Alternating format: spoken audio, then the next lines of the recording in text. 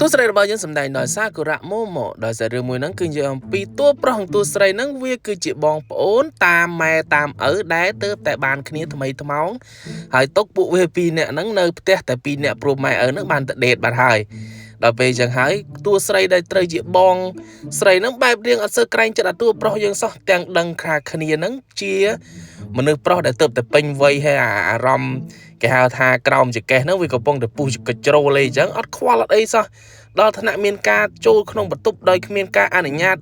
រួចហើយក៏មានការទៅងុយទឹកងុយអីឲ្យអានោះទ្រាំមានអីបានចាយត្រុលមួយតែម្ដងហើយតួស្រីយើងបន្ទាប់ទៅពីហ្នឹងហើយក៏មានបបួលសង្សារបបួលអីហ្នឹងមកលេងផ្ទះអាតួប្រុសយើងក៏តាមលួបមើលដែរឃើញតែគេស្វីតគេអីគ្នាអីចេះមួយចុះពីរយើងទៅ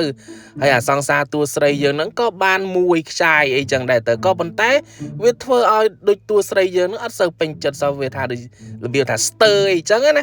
ដល់តែមានអីអាប្អូនមកជួយសម្រួលឲ្យបែបថាតួស្រីយើង